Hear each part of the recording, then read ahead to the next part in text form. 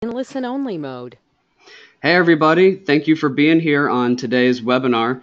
We're talking about a super important topic when it comes to Facebook ads. We are talking about targeting, of course, which is one of the biggest components when it comes to Facebook ads. And by the end of this webinar, we want to make all of you guys Facebook targeting ninjas. So what we're going to cover today, just briefly, what size audiences you should be using for maximum return. We're going to talk about micro-targeting, how to use Facebook for PR, and how to use Facebook for media inception.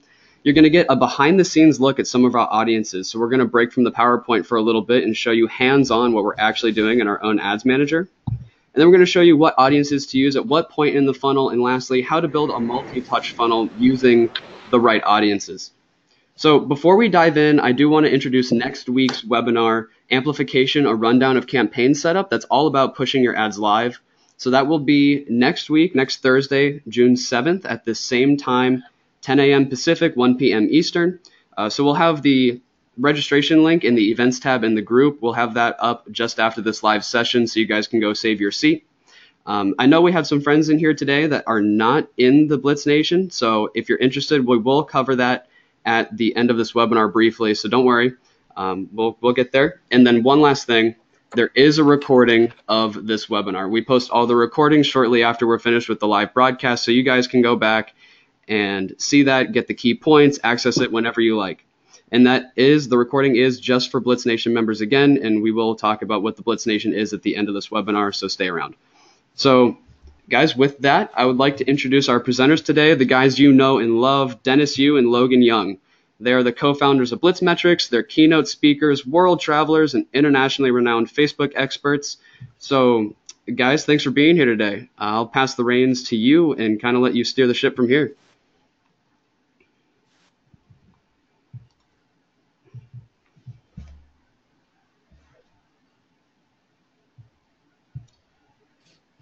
Cool. All right, can you guys hear us? Here we go.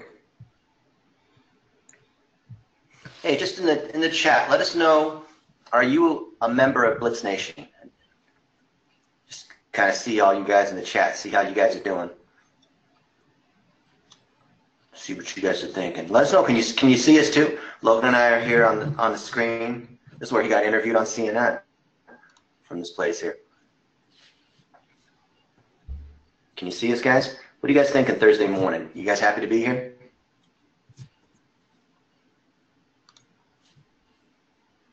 All right. All right, well, I got a lot of people coming in. Nice. Just let us know. You can see our screen here. Can you see us? Can you see us on the webcam here? We're sharing our webcam. We can see it. You see both? Yep. Can you see us on the webcam, guys? Yeah? All right. So let's talk about targeting. I thought we would go through a PowerPoint presentation, but at the same time, what slide are we on? Same time, I want to talk about strategy that most people miss. Okay, see, you guys can see here, you can talk to, in the social amplification engine, we've got our 6 phases. And a lot of people, when they start with Facebook ads, they want to get all geeky and they want to jump to all the crazy kinds of targets they have. And then when you have this Cambridge Analytica thing happen, people get mad because a lot of the targets get pulled away. I don't think it matters. I mean, the third-party data that's pulled away, or some of the really cool job title targeting that we used to like to have, it's not really the big deal. Because if you have your plumbing, your goals and content together, then your targeting is going to start to make a lot of sense. In other words, think of targeting not as a static target like women that are, like whatever, ho-hos and ding-dongs and they're 30 to 55. Those are static targets. Interest targets are static. That's what most people are going after.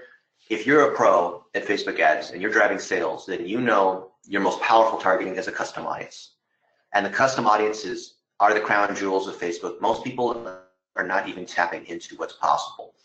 They think they know what it is because they've got remarketing going on, or they have tried it, but it doesn't seem to work with them because they don't understand that retargeting is the same thing as email sequencing on if-then logic. So if they're in my email list, I'm going to send them message number 1, then I'm going to send them message number 2 the next day, then I'm going to send them message number 3. If they are a new fan of my page, what am I going to say to them? If they have not bought in the last 3 months, but they have bought in the last year, that's a certain audience as well. Those are all different triggering conditions. So we think about the combination of goals, content, targeting together as your strategy. And you must think of targeting in combination with those other two, because if targeting is some isolated thing, you have no then condition. The if is the target, the then is the content. And any conversation, paid or not, any kind of message delivery, it has nothing to do with social media, or if you're running ads, or if it's the 4th of July and you've got a deal going on. You want to think of your entire business, not just from the marketing side, but your entire business as the DNA of your entire business, as the combination of content and targeting combinations. And most people, we see this because we audit accounts all the time. We got 8 meetings today. This is, back to back. When we audit, Logan's done more of these than I have. When we audit, we see that people will go crazy with lots and lots of targets, and they'll reuse the same content. And the relevancy is your combination of your content and your targeting. Because if you only have a few pieces of content and it's generic and it's not made specifically for when people just bought their first product with you, or just got your lead magnet, or just watch video number 1, right? If you've got the 3x3 in terms of your content and your why, how, and what, then by definition, you're going to have your targeting tied exactly to that content so you can move people along in a sequence. Right now, I love Westworld because we're on season 2. I think it's, episode number 6.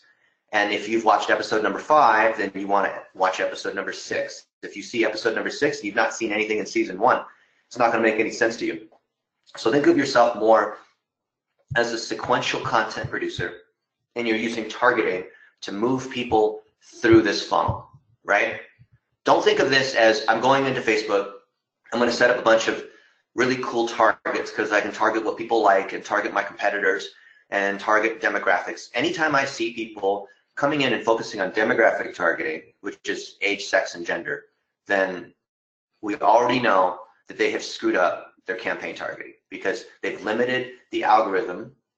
You want to let the algorithm do that demo targeting unless you're selling alcohol in the US is 21 plus, or there's certain restrictions on what you can sell, right? But think about the targeting as being tied directly to a content piece, so you have a triggering condition. And when you do that, you're going to find a few pieces of targeting are going to really stand out.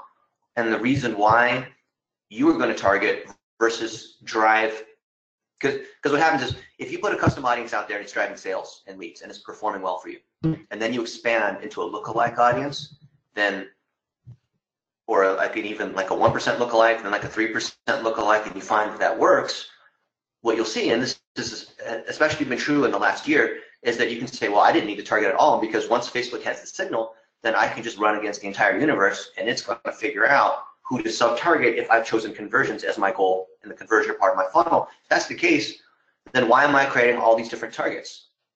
Why do I have different targets at different points in the funnel of why, how, and what?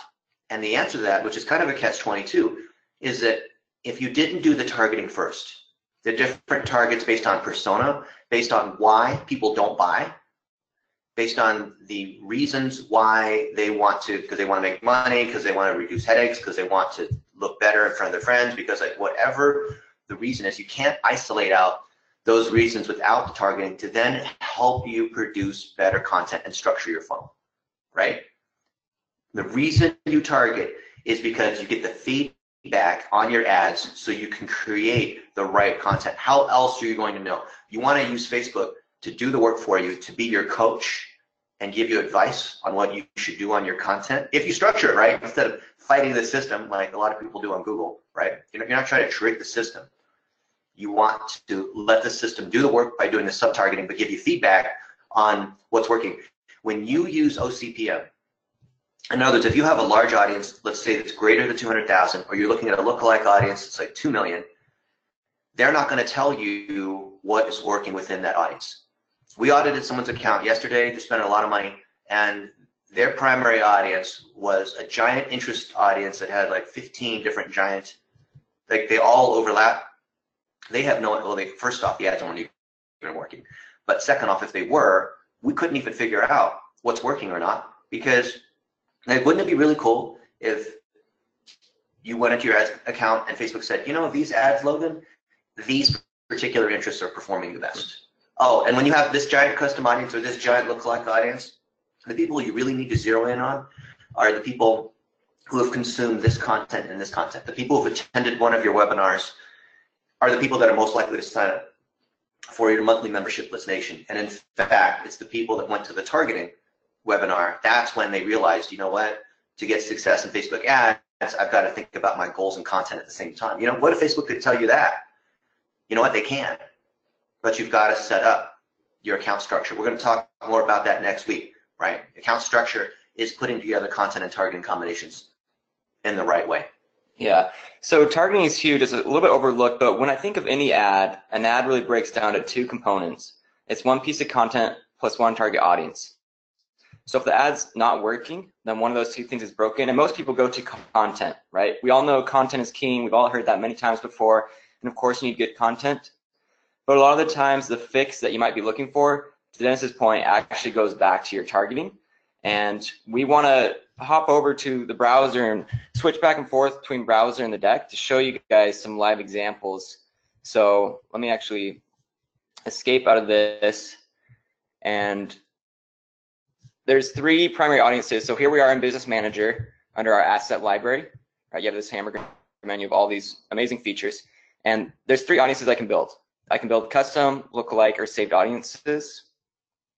And we want to go through kind of how you should actually build these the right way, because I see so many times people are doing these, but they're broken, right? They're missing some basic fundamentals.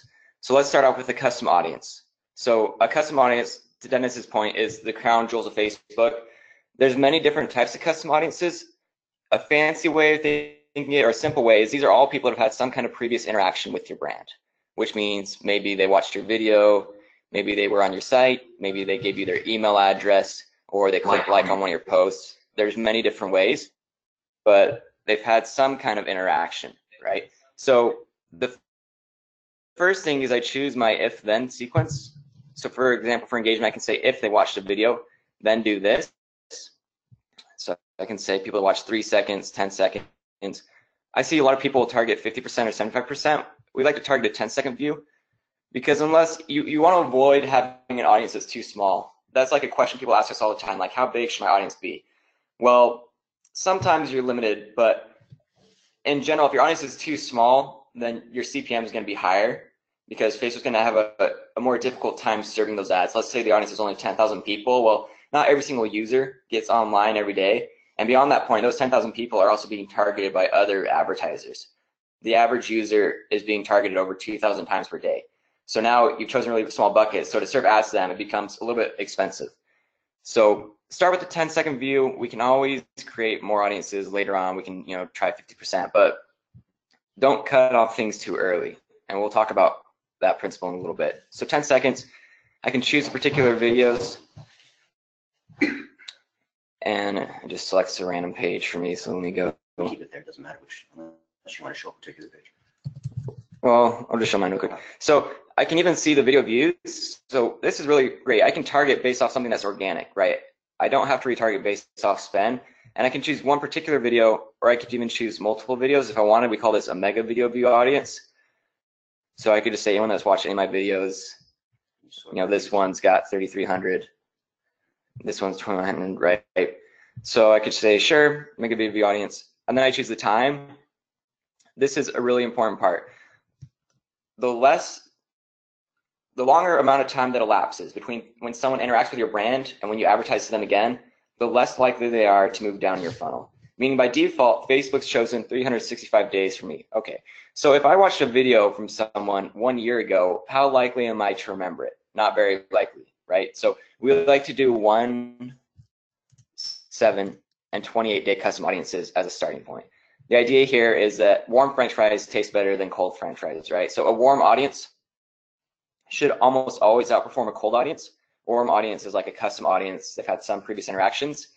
And if you wait too long, you know, it becomes cold again, right? The French fries will go stale and cold again. So you want to hit them while they're still intent, while they're still interested, because you have other competitors that are advertising to them. You know, if I'm selling athletic shoes or something and then I wait 90 days, they probably already bought from Nike or Adidas or one of my other competitors. So I'm going to say 7.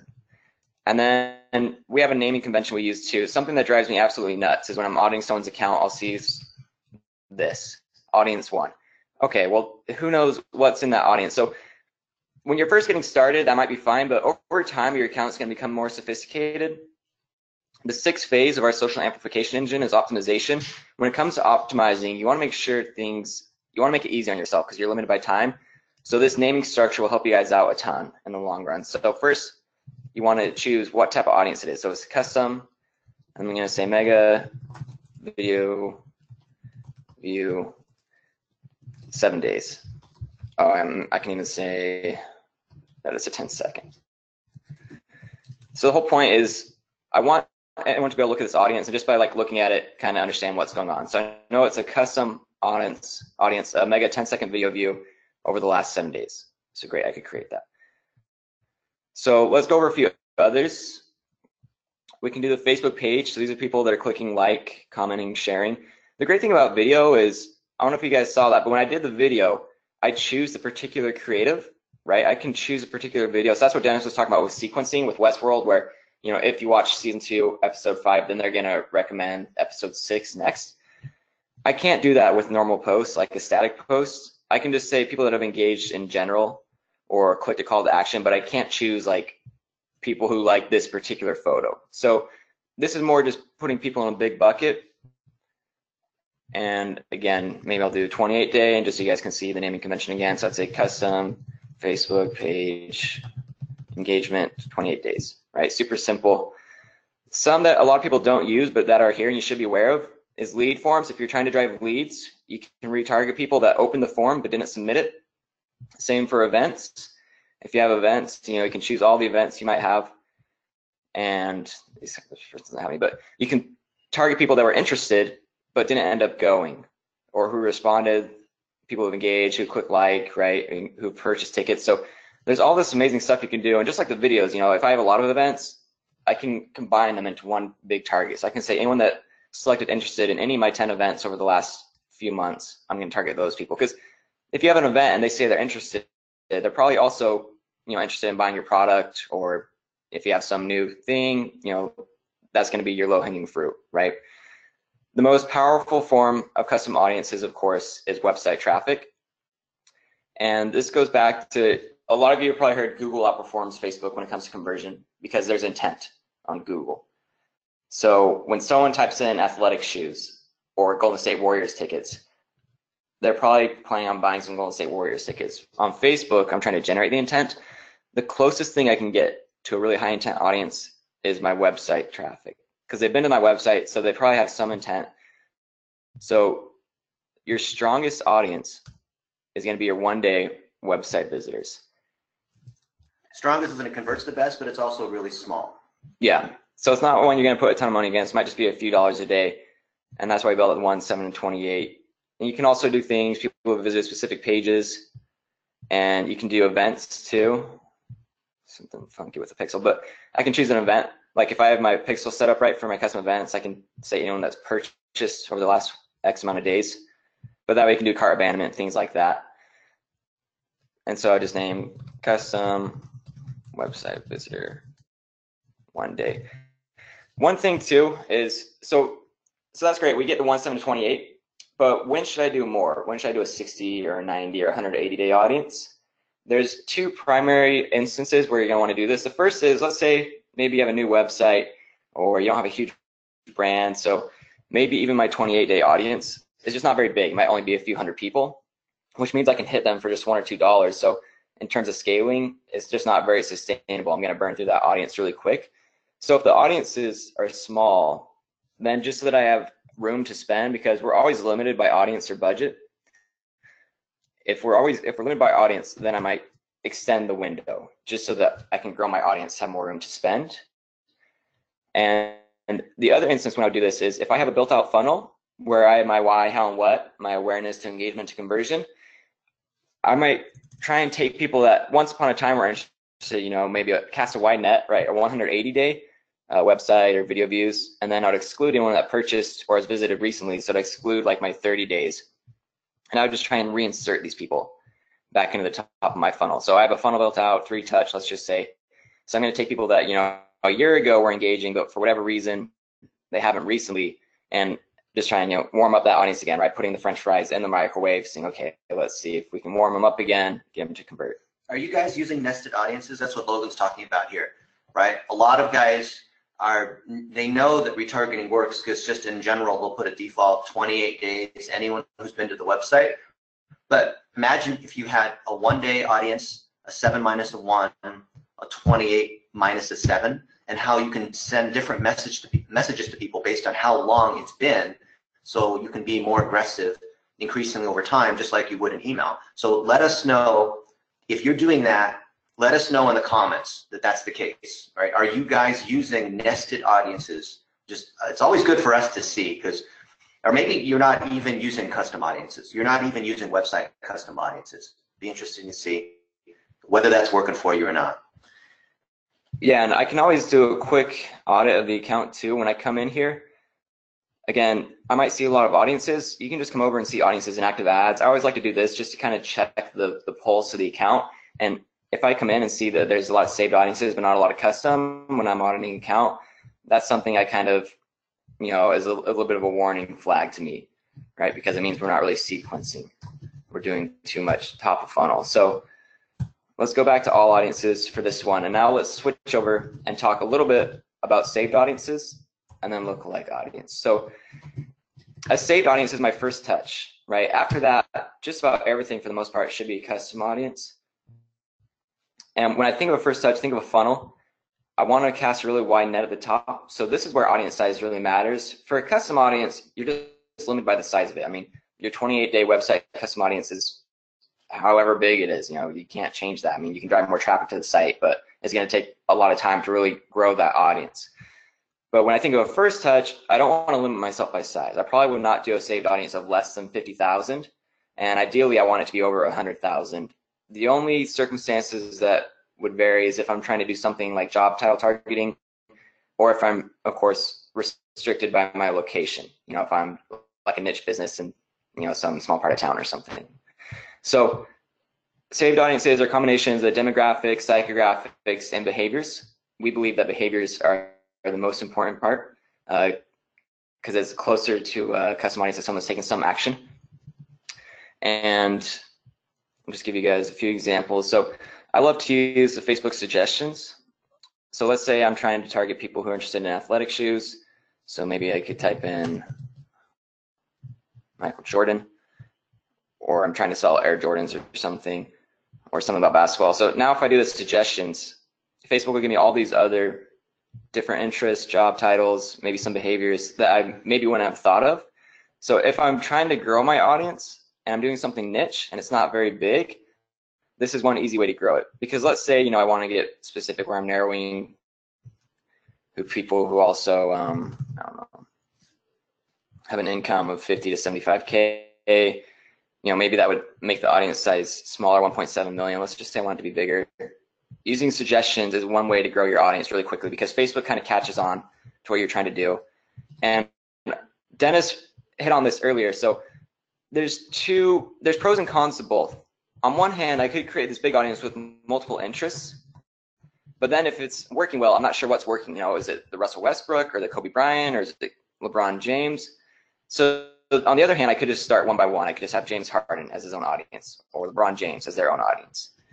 And the pro is that by doing that way, if I just have one, I'll be able to learn better as a marketer. I know exactly what's working or not working because we said that an ad is two things, one piece of content, one target audience. So if I just target people interested in LeBron James and it's not working, I know, okay, that audience doesn't work, right? But the pro of doing it this way is I'm a little bit more left in the dark. I've got a black box here, but I give Facebook's algorithm, OCPM, more room to optimize for me. And I want to show you guys what I mean. So I drew this up for you guys earlier. So this is an analogy I like to use. I call this the grove of low-hanging fruit. And anyone in marketing has heard this expression, you have to go after your low-hanging fruit. people that are most likely to convert. So let's say again, I'm trying to sell athletic shoes. Well, my low-hanging fruit will probably be males 18 to 24, right? Those are the people most likely to buy my athletic shoes. So I might say, you know what, screw everyone else. I'm just going to target males 18 to 24. I'm not going to worry about people that are 40 plus or these other demographics because they're probably not likely to buy. But when I think of a saved audience, I actually want to cast the wide net, because even though, let's say this is, females 34 plus and this is males 60 plus or whatever. So even though these other trees aren't bearing as much fruit, they don't have as much low-hanging fruit, Facebook's algorithm is very sophisticated. It doesn't allocate your spend evenly, right? So Facebook will go after the low-hanging fruit first, but they're also going to recognize, wow, this tree over here, it also has a little bit of low-hanging fruit, so we're just going to give it a little bit of budget. This one over here also has a little bit. So when I set something up, Facebook breaks things into the age buckets, like 18 to 24, 25 to 34, 35 to, on and on and on. And they don't allocate. If my budget's $50, they don't give each of those buckets $10 each. They go after the ones they know will give the best results, but occasionally they'll give a little spend to these buckets that really are outside my avatar. You're like, oh wow, I didn't know that, I had any females interested in my athletic shoes, but I've seen some purchases, right? So a lot of people like to kind of go mad scientist when they're creating these audiences. And they use this narrow feature. So we have two features down here. I can exclude people. So I can say, don't target Facebook anyone that is interested in, we got basketball players up here. So Shaq, because, he doesn't align with my brand, whatever, Or I can narrow, or I can say, target all these people, and they must have this income, and they must have been recently moved and all these different things, or be interested in 90s music, whatever, right? So a lot of people get really excited about this narrow feature because they're like, oh, I can target specifically. I can target, the 18 to 24 male who just moved, who played basketball in high school and is going to college right now and likes Michael Jordan. And by that point, you're basically handcuffing OCPM, Facebook's algorithm, because yes, maybe that target is your low-hanging fruit likely to buy, but there's all this other fruit kind of in the grove that you're now ignoring. So let the algorithm kind of do its job. Yes, we can do some of this targeting, but don't get too fancy with it. I see a lot of people try and do too much, and it actually comes to backfire on them. Hey, another thing too, for the people who are really pro out there, you see how Logan's able to add additional interests or additional custom audiences? Everything that you do is either an and or an or. So you see up here at the top, it says detailed targeting. This used to be, well, there are two other names for this prior to it being called detailed targeting. But the first time it was called flexible and or targeting for all the engineers here. And so think about if I wanted to target people who like James Harden and they like Kevin Durant and they like Steph Curry, that would make the audience smaller and smaller and smaller, right? Because they're saying all of these things have to be true. Versus if we say, I want to target anyone who likes James Harden or Kevin Durant or Steph Curry, that gives me more people, right? The number of people who like hamburgers and hot dogs is smaller than the number of people who like hamburgers or who like hot dogs, right? Because the or condition within a certain category increases the audience. When I have an or condition that is between different targeting types, it actually decreases the audience.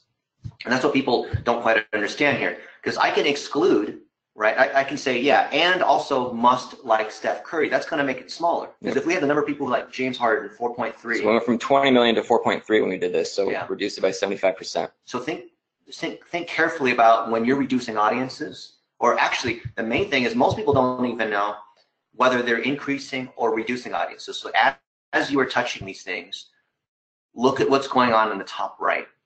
When you start to add more things, you'll see these numbers will change. And the other thing here, you see custom audiences at the top, you can include and you can exclude. So here, if you've got your funnel map together, of course, you're going to exclude people who have bought or exclude people who have signed up for whatever that particular item is that you're already selling. Maybe there's a lead magnet. But you can also, like most people do that for just basic retargeting, but think about retargeting as a way to bring people through a sequence as well. So if you have a 3x3 grid, and we should move to the deck now, you could say all the people who have watched video number 1 or watched video number 2, but have not seen video number one, then show them video number one to catch them back up in the sequence. Facebook has talked about content that you tell in a story, but is non-sequential, right? And part of the reason that you've got stories, literally stories that are 15 seconds or less, is that you can string together all these different moments, right? Instagram stories is amazing. Short form video is amazing because it overcomes this short average watch time completion rate, this kind of thing. But think about exclusions not as, okay, they've already bought from me before, so I don't want to piss off those people. That's only the tip of the iceberg. Think about exclusions as a way to guide the algorithm to bring people down a funnel. If you know exactly where they are, let's say here in this why, how, and what, and they have seen, maybe they like one or two of these how videos, but they haven't seen one of your other why videos, you can always sequence that back.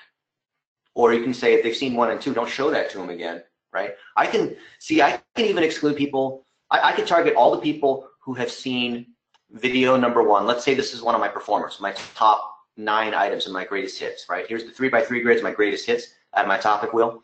I can target all the people who have seen video number 1, meaning a default 3 seconds, but I'm going to exclude all the people that have watched 30 seconds, because then I know those are the people that have started but haven't really continued. A lot of people say, oh yeah, well, the audience pool I have for people who've seen this one video is 100,000 people. I need to keep reaching more people. Well, not necessarily, because if someone was scrolling by and maybe they scrolled kind of slowly on their phone and it counts as a video view, they didn't really get a chance to see what it is. So think about how you can use these inclusions and exclusions. Sorry. No worries. All right, so just to hop back over really quick, I know we did the naming convention. So as you guys are creating these saved audiences, in terms of naming these, again, I want the same thing. So I start with saved type audience, then I want people to be able to know. So I could just say basketball interest, or I can even say, James Harden interest, and James Harden and Curry interest. And for this one, I like to put the size of the audience. So I'll put 4.3 million. So that way, when I'm setting up the ads, I know how much budget I can put against these based off how big or small they are. And if you guys want us to go like really geeky, Dennis and I have the great opportunity where we get to visit with Facebook's engineers and at their headquarters a few times a year. There's some really cool stuff that I find really interesting. But if you guys want me to show it to you guys, just say so in the chat. There's a few things with saved audiences, happy to go over. But if it's something like I don't want to go too deep either, too deep into the red pill, blue pill, whatever it is. But let's take a little bit of time to talk about lookalike audiences and then continue moving through the deck. So we've talked about custom audiences, right? Set up 1-728, warmer audience will outperform the cold audience. And then saved audiences, casting a wide net, not going too crazy. With a lookalike audience is built off a custom audience. And I want to avoid choosing the wrong custom audience. So this is something that makes it crazy, is people will build lookalike audiences based off like a video view audience or people that like their page. And the reason you shouldn't do that is simple. So let's say, I have an audience of people who watch my video, and let's say that audience, is 1,000 people watched the video, and it had a 10% click-through rate, meaning that of the 1,000, 100 click through to my site, and my site had a 10% conversion rate. So of the 100 people that clicked through to my site, 10 of them bought. And then I create a lookalike audience off of that. Well, what I've done is I've created a lookalike of 990 people who ended up not buying my product, basically, right? So when you create a lookalike, you're telling Facebook, go find people that, look, smell, act like these other people. So you always want to start with the most bottom of funnel, where you choose a page, choose your custom audience. I would always start with purchasers as the lookalike audience I'd build off of, purchasers over the last 180 days.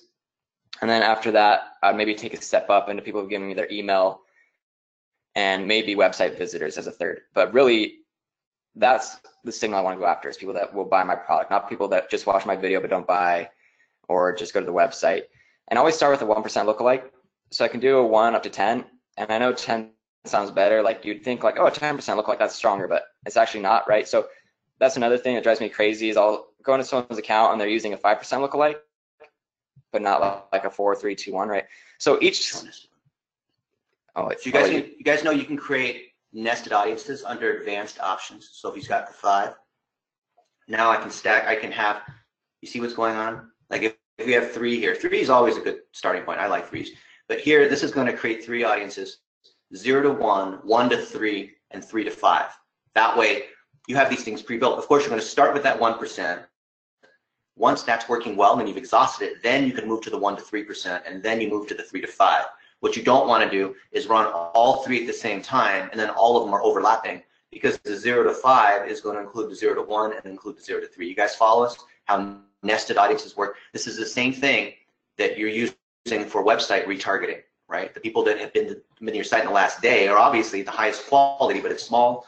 Then you have 1 to 7 and 7 to 28. The reason you're using 1, 7, 28 is because that's the attribution window that Facebook's using to count conversions, especially as you're going to see in the new analytics they've just rolled out. Yeah. So lookalike audiences are great for 2 places. I'd try using them top of funnel and awareness as a first touch, and you can also use them in conversions. But in terms of the funnel, we have awareness to engagement to conversion. So awareness is our saved audiences. From there, we want to use custom audiences. So we know that the average consumer needs multiple touches with a brand before they'll convert. The number that's always thrown out there is 7, right? But it's going to be more or less depending on your vertical. So initially saved audience, we like to do video view audiences because videos give you the cheapest CPM, and you can also retarget directly off the specific piece of content. So you can be really relevant, right, with your advertising.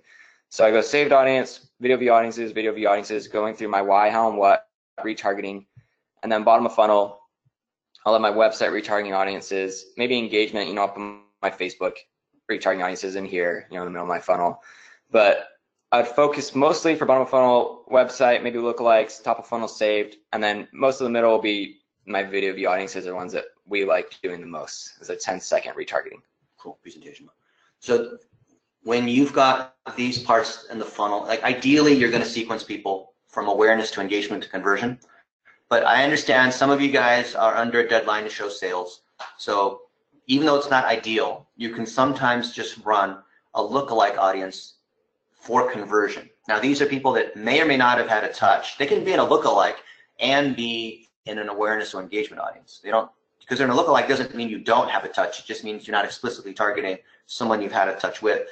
And if you go for a conversion there and you find that it's working, then you can extend that 1% to that next nested audience of 1 to 3 and then 3 to 5, let's say. But what you'll typically find usually is that that's not going to work, because cold targeting increasingly doesn't work because Facebook is penalizing you for relevance score. Facebook is, well, because of the users, they want to see things that are more like what their friends are seeing. We have people that are younger adults now becoming slightly older, and now they're on social media. Everyone's on social media. The expectation's higher. There's more competition. So if you or other friends of yours or your clients, you hear them say, oh, I tried Facebook ads and it doesn't work, it's probably because they're doing a cold target, meaning there isn't an initial touch to warm people up. You're not going on a first date and doing your first kiss. You're just straight up trying to go for it in a one-liner at the bar. That's what people are doing when they're on Facebook. And then they wonder about the targeting. They wonder about, well, is it the content? My pickup line isn't good enough. I'm trying to hook up with these ladies. That's not how it works, right? I know people laugh at that because the dating thing's the right analogy, but that's why the combination of content and targeting is so important.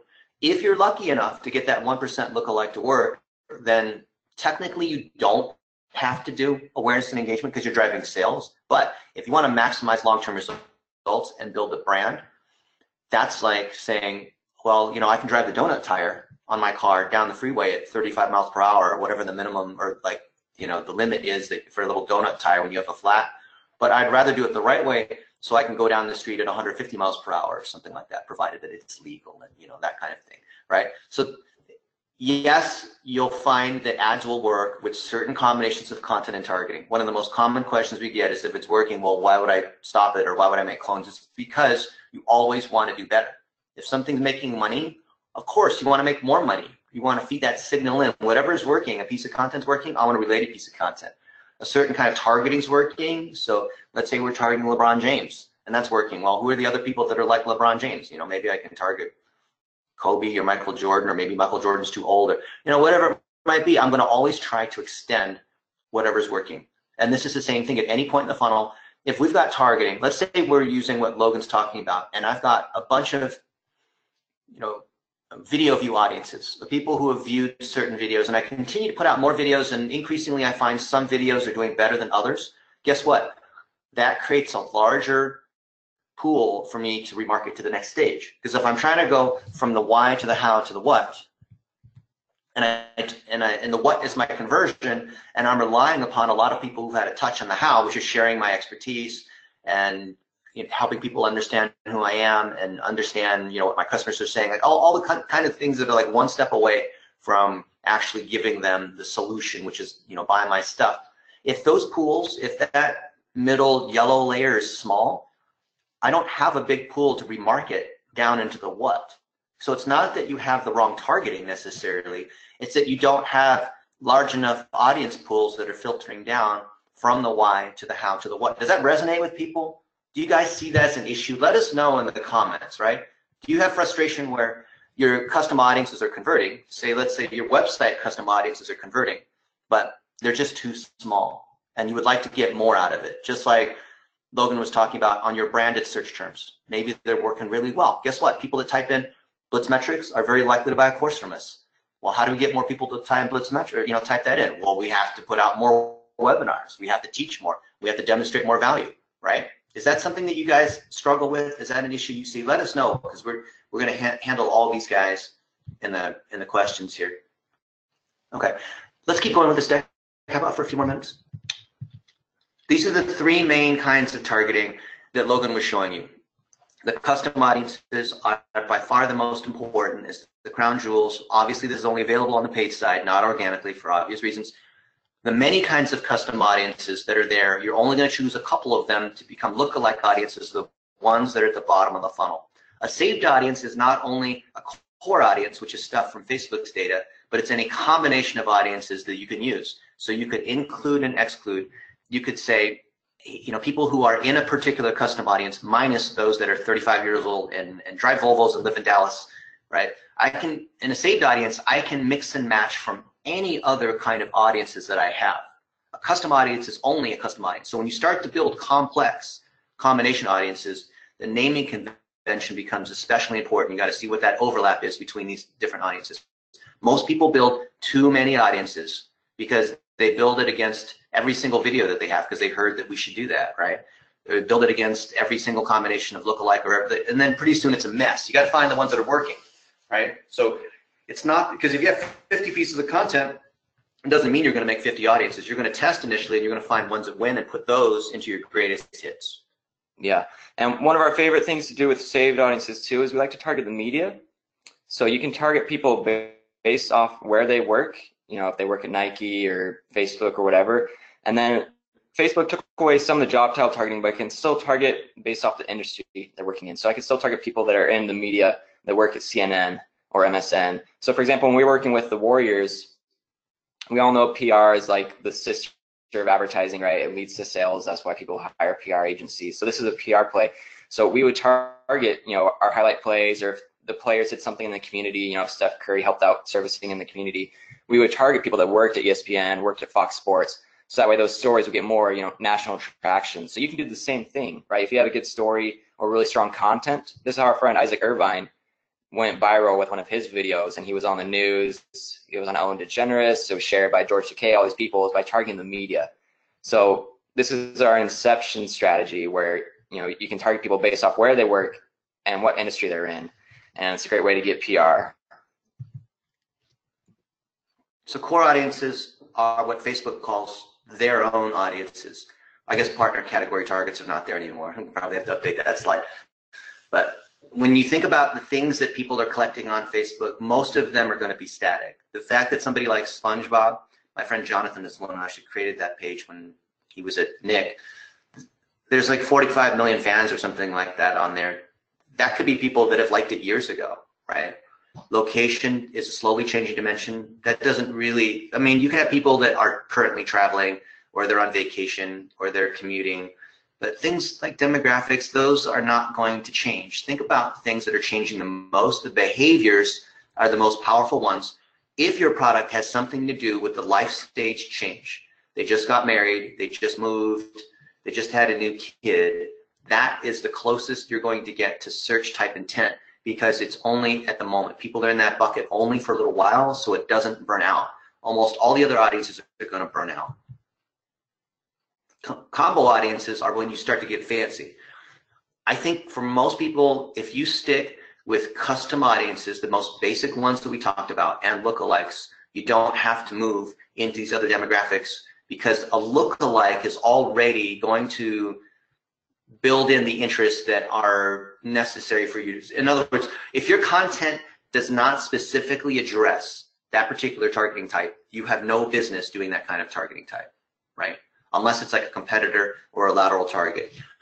In certain cases, you could do things like target people, target the friends of fans, take a lookalike audience, for example, a 1% lookalike, and they're also a friend of a fan. That way you know you're showing, like a lookalike audience will already show the ad to people that are kind of like your purchasers, but then you could narrow it and say, and one of their friends is also a fan, or one of their friends also is something else.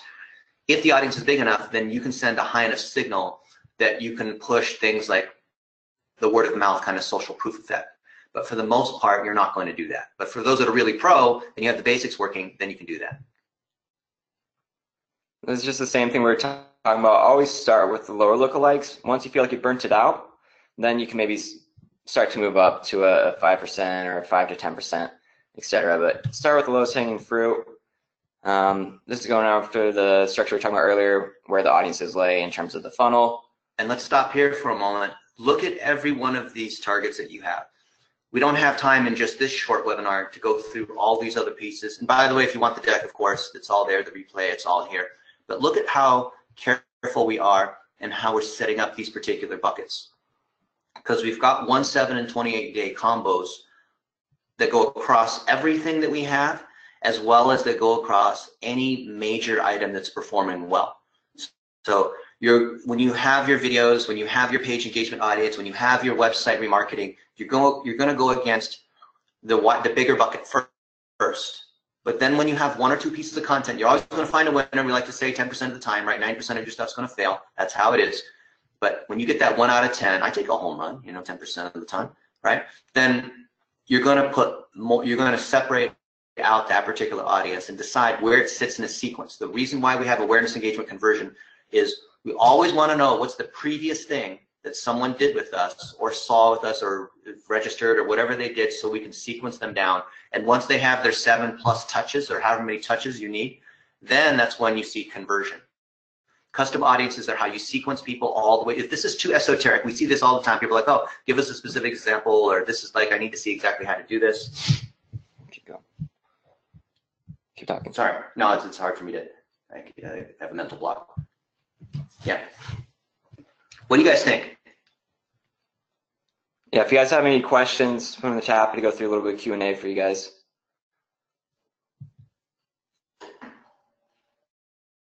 And by the way, if you guys are just starting, right, here's how do you set up a Facebook ad campaign in 60 minutes. You don't have to have a lot of fans. You don't have to have a ton of content. You just need to have a Facebook pixel and a Facebook page and a few pieces of content on that page, 1-minute videos. Job titles are good for media targeting, but more for B2B increasingly, because you have a lot of these that are going away. Same thing for any kind of workplace targeting on the company that they work at. They used to be my favorite thing, is targeting by what people are working at. Interests are great, but think of that as a lesser cousin of lookalike targeting. Unless you have content that is very specific to, like if you've got a rock band, you know that your style of music is similar to like Aerosmith, and you're going to target all the fans of Aerosmith, right? That'd be an interest target. Lateral targeting is like on Google, you're going to target people who explicitly like a certain thing, but laterally, maybe I want to target people who are wealthy. I could literally target people by income targets, but maybe if I target people who are high-end frequent flyers, that also gives me who I want, right? Usually lateral targeting is going to be smarter, and that's where when you're using interest targets, you're going to get the most power, not on direct things like search. Search is very direct because people are typing it in. That same thing will not work on Facebook. So there's your $1 a day strategy. You're going to use targeting to drive people through your funnel. In fact, we should call it $2 a day because we have inflation now. So you can go through all these things later. Decide what's working. When you find a video that's working, kicking butt, you get enough, let's say you get a 10-second video view for less than 5 seconds, or you meet any of these standards of excellence, that's a good thing that you're going to spend more money on, until at which point you're going to create its own audience. That's like when you know it's a winner, right? You put more money on it, then it becomes big enough to deserve sitting as its own interest target that you're going to funnel people through, where if they saw that one video, then what's the next thing they need to see, right? You're only going to put more money against these winners. Yeah. And then, again, we can make this deck available to you guys, or the recording. There's a lot of stuff in here that we don't have time to go over because of time constraints. But Ben, is there any questions that people have been having that we could take this time to answer? Yeah, absolutely. We have a ton in the chat.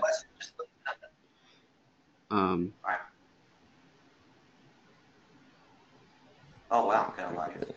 Yeah. Okay. Ben, feel free to read them out, so that way we don't sit here waiting. Okay, yeah, sure thing. So let's go ahead and start. Here we go, right at the top. So first question is from CJ.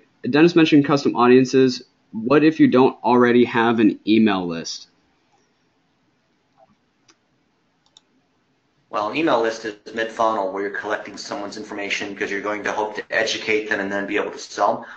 You probably should start with Facebook lead ads.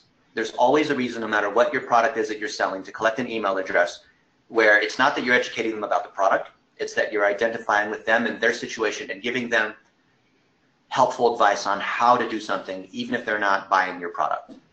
And if you don't have email custom audiences, use your website custom audiences. If you don't have a lot of people coming to the site, then use your Facebook video view audiences. The point is you need some kind of custom audience, right? And you need to start building it. If you don't have any of those, start with Facebook video view audiences, because you can get those for a penny. I don't know if anywhere else, you guys understand the power of remarketing.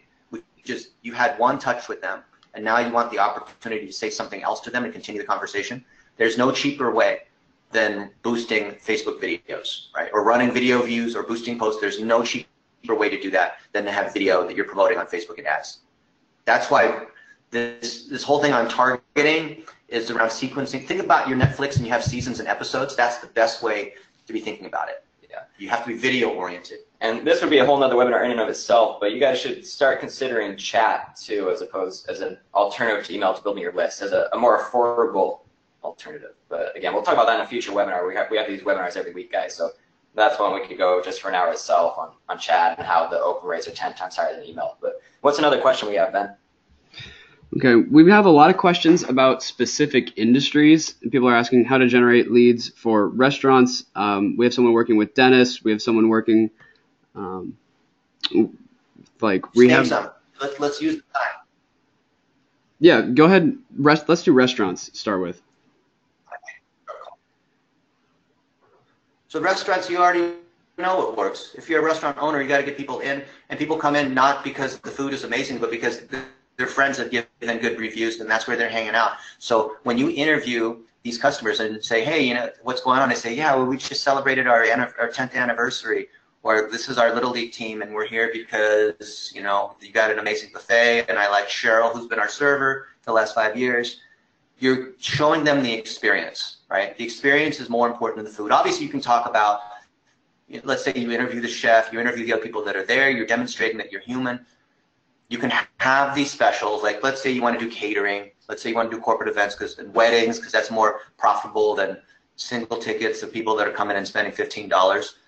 All of it's going to be based on mid-funnel engagement. If you need to drive sales now because the restaurant business is super low margin, then run an offer on Facebook and boost that. And then have the targeting just be whatever the related competitive restaurants are. So let's say you're casual dining, then target all the people like Chili's and Applebee's, right? And run them to an offer. Have the offer not last for more than 7 days, because don't do an offer for 30 days, because then people are like, there's no urgency, I don't need to do anything about that. Offers and lead ads are fantastic for everybody for mid-funnel, right? Because you've got to collect an email, you got to get people to register, you got to get people to do something. Think of it like a tripwire. Keep going. Yeah, absolutely. So we have a question from We have a question from Juan, who's asking that his clients want to generate leads as soon as possible. So what are the highest leverage activities that you start with to make sure that you're executing from day one and driving results? Use native lead ads on Facebook. The cost per lead you'll probably get is $5 as the average, maybe a little bit higher, but you should be able to optimize to get that down. But whatever I'm trying to do, I want to go for a frictionless experience, right? So Facebook likes having things on the platform. So rather than send them to the site, because we've seen a lot of traffic drop off on the site if your site takes too long to load, by doing everything on Facebook using the lead ads, then that way it's more frictionless. So I'll effectively drive down my cost per lead. Awesome. We have a question from What's the Uwe. next one, Ben? I think we got a few more minutes for questions. Yeah, we'll do a few more. Okay. We have a question from Huve who says, does Facebook favor my efforts if I send people to a canvas versus a landing page versus sending people to an external landing page? So just like, what's the best place to send people? Sure. Yeah. So we recommend starting to use Canvas. You always want to test both. So the ultimatum answer is whatever is working, right? But yeah, Facebook, when I look at an ad, every ad is given a relevancy score of 1 to 10. And that includes how relevant the ad is, but it also includes how well the landing page performs. So for example, let's say people go to your landing page and for whatever reason, they have a poor experience where they click back or something. That's going to cause your relevancy score to drop, which will then cause, your CPM to go up, right? So Canvas is pre-cached, it loads instantaneously. For those of you who don't know, Canvas is a type of creative you can do on Facebook. And it's basically the equivalent of a landing page. So you build on Facebook, it's kind of drag and drop. You can put images, videos, forms, links. So it takes a little bit of time to build out, but again, it's about that frictionless experience. See, here's the relevancy scores. Like these 10 are fantastic. So I can see each ad has a relevancy score. And the relevancy score relates to your CPM, the cost of the traffic as well. But yes, I would definitely test doing Canvas ads. It's in Facebook's best interest to keep the traffic on their platform because then they make more money as opposed to having the traffic leave. So for the interim, we have to use landing pages, but increasingly so, you're going to see Facebook favor anything that keeps the traffic on Facebook. Okay, great. Let's do one more question. We've had a lot of people ask questions about what to spend at different points in the funnel, like how do they know what to spend on a custom audience versus how do they know what to spend targeting cold traffic. So just what's your philosophy on budgeting? Sure. So we talked about you're always limited by audience or by budget. And I want to pay attention to my frequency. When I come over here and look at delivery, it'll tell me the frequency for each ad. So we talked about how like a warm audience will always outperform a cold audience. And maybe you have a custom audience, let's say a 7-day website custom audience that's doing really well. Well, I don't want to like blast them too much, right? If I put the French fries in the microwave and turn it on for 10 minutes, I'm going to destroy the French fries. So you have to kind of find that sweet spot where when I'm looking over the period of a week, I don't want my frequency to be higher than 2 probably over 7 days. And Facebook also puts a frequency cap on its users. So sometimes you might notice that my ad sets aren't spending their budget. Like I put a budget of $100, but it's only spending $50. So Facebook only allows your ads to be served to one particular user 2 times per day. Unless they're a fan of your page, then you can serve them 4 times per day. But you can't just serve the same person, 10 times per day. So that's one reason some campaigns don't spend. But in terms of allocating, is you have to allocate within the size of the audience. So you can't just like, if something's converting, if it's a custom audience, you can't just put like $1,000 a day against it. You're going to nuke the French fries, right? And then B is just wherever you're getting the ROI.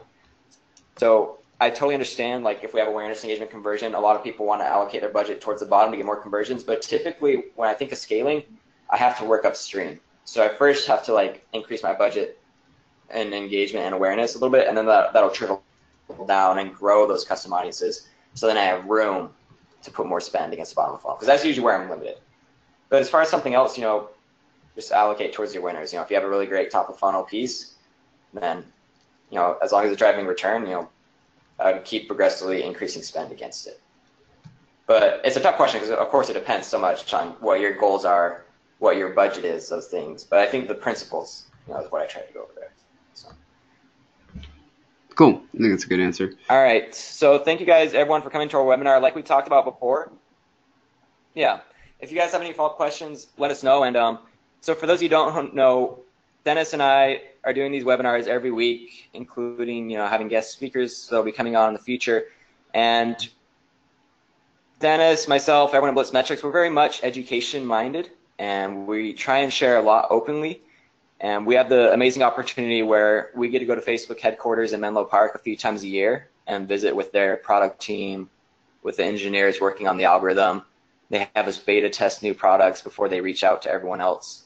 We were just in Facebook's offices in Chicago earlier this month. And we recognize that Facebook and Google are changing really often, especially when you have things like Cambridge Analytica, and now I have GDPR. And in order for us to really be able to fulfill our mission of educating, we decided to start this online subscription-based model, basically, which is what we call Blitz Nation. So it's our online community, and the whole premise of it is ongoing education, because a course is static education. So what it is we have webinars every single week. You get access to our Facebook group, so that way if you have follow-up questions, I know we had, I think, some other questions we have time to get to today. So when I come over here to Facebook, fb.com, also relocates, and I go to Blitz Nation, I can see that people are posting in the group, asking questions, and you can see people from our team are very responsive coming in. So you get a lot of support there. If you have follow-up questions, we give you access to our most popular courses, like the Standards of Excellence, Facebook for $1 a day. And we have basically two models, right? The standard and the VIP. So the VIP is if you're more interested in networking. We have a 3-day mastermind coming up in August where we fly out a ton of people from our team, photographers, videographers, to work with you on your brand, to go over this in depth where, we're setting it up with you. We're running ads on day 1, then going back in on day 2 and helping you optimize, see what's working, what's not working. If you're interested in that, you might want to check out the VIP. But anyone who found value today, we try to put a ton of value in this with the courses, with the support, the training. We have regular FAQs. And you can just come over to, in your browser, if you're on the desktop right now, type in Team Blitz Nation if you want to open up a new tab. And it'll tell you a little bit more about it. I don't want to spend too much time on the webinar today going over it, but it should go through the different tiers. And you can just see kind of like what's available. Let's see if this hops down for me. I'm in the basement right now. That's where our video set up. So the Wi-Fi down here is not as strong, strongest signal. But we basically have the 3 tiers. You can either pay for the whole year, monthly, or the VIP, right? And if you're interested about the VIP, reach out to myself or Ben. We can talk to you a little bit more about what you're getting for that. But yeah, for the full year is $1,500, or if you want to do month by month, kind of see how it is, try a few more webinars. It's $159, so it's $5 per day. $5 foot long, the price of your Starbucks, right? Not a ton to spend, but definitely recognize that again, we just know that some of these things are ongoing, changes are happening all the time. We want to be able to make sure that you guys are able to stay up to date on the best practices, any changes, because the last thing you want to do is be like sideswiped by something that gets your ad count shut down. Or we hear people say so many times like the ads were working, and then they changed like the damn algorithm and now they're not working anymore. Like, yes, the algorithm changes, but here's what you need to know, right? So if you guys have any questions, let us know. Thank you so much for coming on the webinar today. We hope that you're able to go, create some of these audiences we talked about and kind of diagnose your targeting a little bit more. And we'd love to hear from you guys online. All right. Thank you, everyone.